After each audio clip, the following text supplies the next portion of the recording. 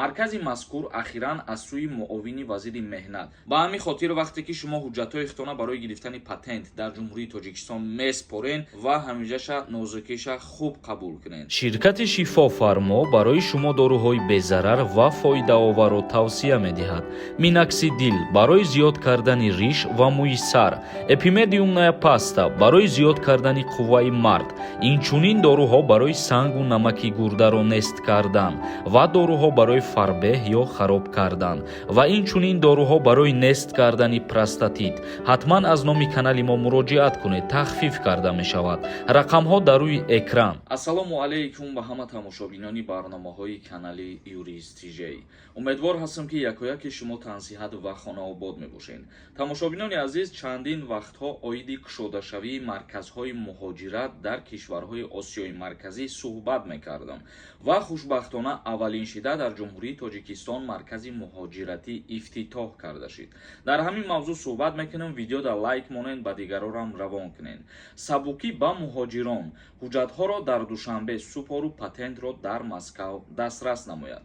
фаъолияти маркази сершуғли муҳоҷират ба шаҳрвандони Тоҷикистон барои кори муваққатӣ дар шаҳри Москав ва вилояти он мусоидат хоҳад кард. дар шаҳри Душанбе намояндагии муассисаи давлатии бюҷавии шаҳри Москав маркази сершуғли муҳоҷират дар ҷумҳурии Тоҷикистон ба фаъолият оғоз кард.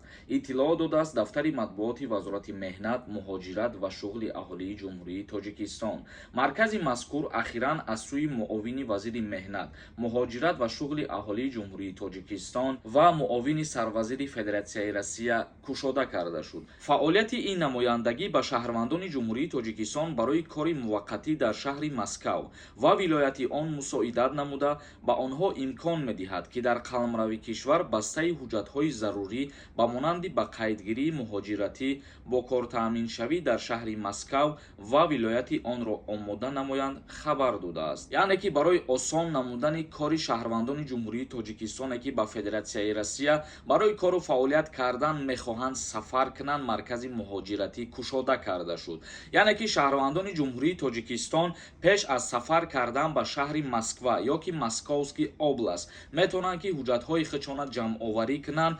чӣ ҳуҷҷатере ки дар Россия шумо ҷамъоварӣ мекардену баъд бурда дар сахрова меспориден, дар ҳамин ҷумҳурии Тоҷикистон ҳам метавонед ки ҳамун ҳуҷҷатҳоро ҷамъоварӣ кунед ва бурда дар маркази муҳоҷиратӣ биспорен.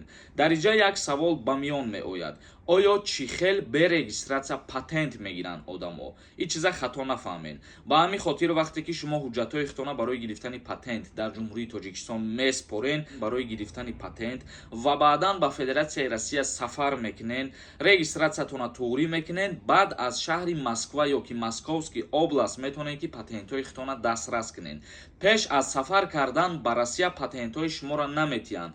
плюсш ҳамин қадаре ки шумо дар ҷумҳурии Тоҷикистон меспорен патента, вақте ки Россия мерен сразу патенти шумо аллакай тайёрай. метавонед регистратсиятона бигирен, баъди гирифтани регистратсия аллакай соҳиби патент бишен. ба ҳамин хотир ин чиза дуруст бифаҳмед ва ҳамижаша нозукиша хуб қабул кунед. тамошобинони азиз, ин буд як хабари нав баҳри шумо пешниҳод кардам ва ҳамин барномаи имрӯзаро ҷамъбаст мекунам. то барномаҳои дигар, худованд ҳамаи мо шуморо нигаҳбон бошад.